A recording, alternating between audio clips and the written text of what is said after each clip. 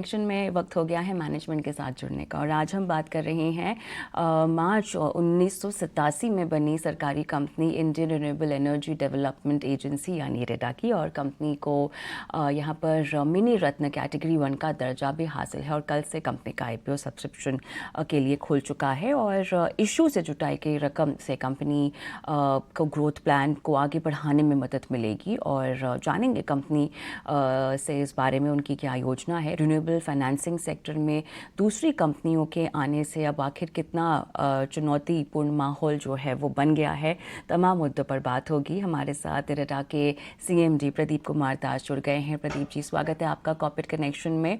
Fresh issue की बात करते हैं। CRAR जो है, अगर हम फ्रेश इशू के लिहाज से देखें तो ये कहाँ पर आता हुआ दिखाई दे रहा है?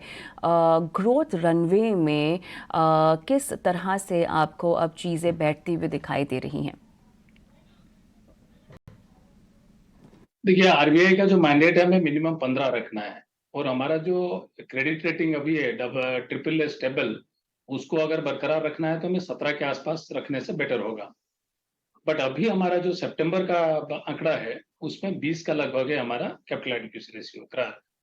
नाउ अभी ये जो 1290 करोड़ 32 प्राइस बैंड का हिसाब से कंसीडर करते हैं तो ये हमें फर्दर 7 टाइम लेवरेज करने के लिए मिलेगा। तो हम किसी भी पॉइंट में 7 टाइम्स हमारे नेट ऑन फंड को लिवरेज करेंगे। आज जैसे मैंने बताया कि जो कैपिटल गियरिंग रेशियो हमारा मार्च में 6.7 था, अभी 6 के जस्ट ऊपर है। तो ये हमें थोड़ा स्पेस देगा 7 टाइम्स फर्दर इसको करने के लिए। आप अगर देखेंगे हमारा जो डिसबर्समेंट CAGR है लास्ट 3 साल का, ऑलमोस्ट 56% से ज्यादा वृद्धि हुआ है और सैंक्शन 72% से और लोन बुक एडिशन और लगभग 30% से ऊपर वृद्धि हुआ है। तो हम इसी रफ्तार को आगे उम्मीद करते हैं आगे भी मेंटेन करेंगे।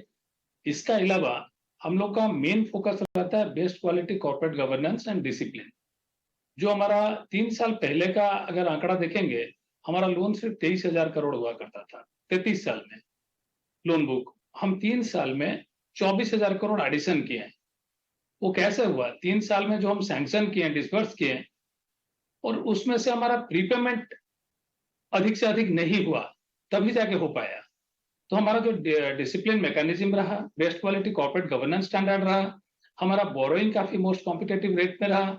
और हम कोविड पीरियड में जो लास्ट 3 बरस में 2 बरस बड़ा दुर्भाग्यपूर्ण समय था पूरा विश्व में, उस समय में हमने बहुत कोशिश करके हमारा डेवलपर का हैंड होल्डिंग किया, हमारे नीम काफी हम कम कर दिए और हमारा क्वालिटी ऑफ एसेट काफी इंप्रूव कर दिए। आज देखेंगे हमारा जनरेशन प्रोजेक्ट जो है उसमें लगभग 80% प्रोजेक्ट कमीशन एसेट है।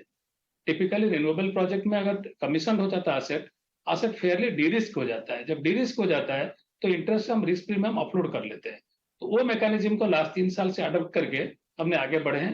तो इसमें हमारा नॉट ओनली लोन बुक 33 साल में जो था 3 साल में उससे ज्यादा बढ़ गया, बल्कि जो नेट एनपीए 3 साल पहले था 7.18 वो 1.66 मार्च में आ गया, अभी सितंबर तक 1.65 पे आ चुका है। प्रदीप जी, रिन्यूएबल एनर्जी की अगर हम बात करें, इस पूरे क्षेत्र में अब कई सारे मौके उभरते हुए दिखाई दे रहे हैं। PFC REC भी जो है इस पूरे क्षेत्र में अब काफ़ी हद तक आगे बढ़ने की योजना बना रहे हैं। आपके लिए ये पूरा माहौल कितना चुनौतीपूर्ण बनता हुआ दिखाई दे रहा है और आगे बढ़ने के लिए और अपने कंपेटिटर्स को मात देने के लिए आपकी योजना क्या होगी? जो सेक्टर इमर्जिंग था वो एस्टेब्लिश हम ही लोग कराए थे। आज जो इमर्ज हो रहा है उसका रिस्पॉन्स एक्सपेक्टेशन हमसे ज्यादा है, क्योंकि हम इस सेक्टर में इतने साल से कर रहे हैं। और बैंक और REC PFC, अगर आप सिर्फ REC PFC का अगर एग्जांपल ले रहे हैं, वो अभी रिन्यूएबल में आ रहे हैं, बिल्कुल सत्य है।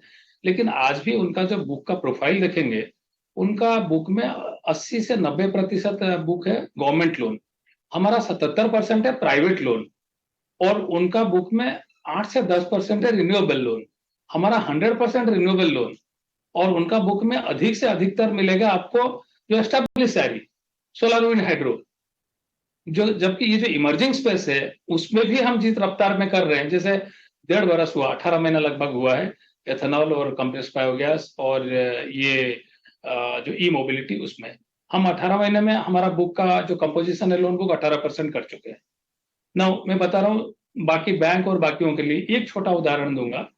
सोलर मैन्युफैक्चरिंग जो कंपोनेंट है वो अभी इंडिया में काफी जोर से बढ़ेगा।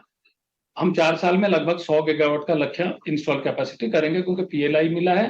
पीएलआई का जिसमें ट्रांच 1 का हम नोडल एजेंसी है। अपार्ट फ्रॉम दैट डेवलपर काफी बिजनेस अपॉर्चुनिटी एनविसाइज करके ऑन देयर ओन भी लगा रहे हैं, क्योंकि they are envisaging it is a profitable sector. Now इस स्पेस में हम 25 से 30 साल से काम कर रहे हैं। बाकियों के लिए ये 25-32 वीक होगा या मंथ होगा, तो वो डिफरेंस है हमारे साथ। प्रदीप जी, यील्ड्स को लेकर आपका आउटलुक क्या होगा? देखिए, अगर आप 3 साल पहले देखेंगे, हमारा स्प्रेड काफी अच्छा था और यील्ड भी काफी इम्प्रूव्ड था। बट ये 3 साल में 2 साल जो कोविड पीरियड गया, बहुत बुरा समय गया। सिंस हम बहुत मैच्योर्ड इस एरिया में है, हमारा कंपनी 36 साल से कर रहा है, तो जो लार्जली जो आरई डेवलपर्स है वो प्राइवेट सेक्टर की है। इसीलिए हमारा लोन बुक में अधिकतर प्राइवेट सेक्टर लोन है। और ये भी फैक्ट है, कुछ केंद्र का जो कंपनी है, NHPC, SJVN, THDC, NEEPCO, even NTPC, ये सब रिन्यूएबल में आप काम कर रहे हैं। इनको अगर छोड़ेंगे तो बाकी प्राइवेट सेक्टर लार्जली पैसा लगा रहे हैं ना। प्राइवेट सेक्टर को अगर हम जो डेवलपर लार्जली देखेंगे, अगर उनको सपोर्ट नहीं करेंगे बुरे समय में, तो मुश्किल होगा। अब देखिए, हमने अपना लोन बुक को उस तरह भी मेंटेन किया कि हमारा एसेट क्वालिटी इंप्रूव करती है। जब हम एसेट क्वालिटी इंप्रूव करते हैं तो जो रिस्क एसेट है वो कम हो जाता है। अगर ये आज 62% हम ट्रेडिशनल आरई दिए, उसमें 80% कमीशन एसेट है, तो वहां पे हमारा इंटरेस्ट कॉम्पिटेटिव मार्केट में है, नीम उसमें हम कम कर रहे हैं। और उसके बाद वहां पे हमारा प्रोविजन कवरेज भी कम हो रहा है। आप देखेंगे हमारा सिर्फ 46 से 48% है प्रोविजन कवरेज रेशियो। आप उसी का समय में देखेंगे जो थर्मल और बाकी दिए हुए हैं उनका 70% प्रोविजन कवरेज रेशियो। अगर मैं नीम बड़ा रखूं, प्रोविजन कवरेज बड़ा रखूं, तो नेट इंपैक्ट वही आएगा। अब हमारा पैट देखेंगे, 3 साल पहले हमने 215 करोड़ का पैट अचीव किए थे। लास्ट ईयर हमारा 864 करोड़ का पैट हुआ था। ये 6 महीने में हमने 577 करोड़ का पैट अचीव कर चुके हैं। तो आगे और दूसरा, इंटरेस्ट रेट डोमेस्टिक मार्केट में काफी कम हुआ था और हम काफी कॉम्पिटेटिव रेट पे लाए थे। और आगे चल के जैसे धीरे धीरे बढ़ना चालू हुआ, हम अपना इंटरेस्ट मार्जिन भी बढ़ा चुके हैं, जिसका नीम हमारा 3.75 पहुंच गया है, जो 3.36 मार्च में था। तो आगे चल के नीम का और स्प्रेड का जो इम्पैक्ट है वो नेक्स्ट क्वार्टर का रिजल्ट में आपको पूरा दिखेगा। हम उम्मीद है नेक्स्ट क्वार्टर रिजल्ट के बाद हम फिर मिलेंगे और उस टाइम आप इस बात मेरे से सहमत होंगे। बिल्कुल, इंतज़ार है आपसे फिर से मुलाकात का। प्रदीप जी, बहुत बहुत धन्यवाद, आपने समय निकाला, इतने विस्तार से बात की। राजेश जी के पास मैं जाना चाहूँगी। राजेश जी, अरेरा का आईपीओ का आज दूसरा दिन है, जिस तरह से भरता हुआ दिखाई दे रहा है, 3 गुना से ज़्यादा अब तक जो है वो भर चुका है। मैनेजमेंट से बातचीत भी की हमने, जो आपने सुनी, बताइए क्या राय बनती है आपकी? देखिए, हमने इस पर रिपोर्ट निकाली है और अप्लाई की, सब्सक्राइब का ऑप्शन दिया है हमारे रिकमेंडेशन सारे क्लाइंटों को। अगर आप देखें तो ग्रीन फाइनेंसिंग में सबसे बड़ी कंपनी है और पूरे पावर फाइनेंस में अगर आप देखेंगे तो पीएफसी के बाद दूसरे नंबर पे आती है। 36 साल का इनका एक्सपीरियंस, और सबसे अच्छी बात है कि एनआईएम 3.3% के आसपास है और कॉस्ट ऑफ फंड्स जो है 6.2 आते हैं, जो कि दूसरों के बनिस्बत कम है। एसेट क्वालिटी भी ठीक ही कहूंगा, उतनी खराब नहीं है। और अच्छी बात यह है कि जो सरकार का ये लक्ष्य है 500 गीगावाट नॉन फॉसिल एनर्जी का, वो आने वाले दिनों में, तो वो एक बहुत बड़ी अपॉर्चुनिटी आइडिया के लिए दे रहा है। वैल्यूएशन ठीक ठाक पे आए हैं। मुझे सर लगता है कि निवेशकों को इसमें बिल्कुल सब्सक्राइब करना चाहिए, लेकिन न केवल लिस्टिंग गेन के लिए बल्कि मध्यम से लंबी अवधि के निवेश के लिए।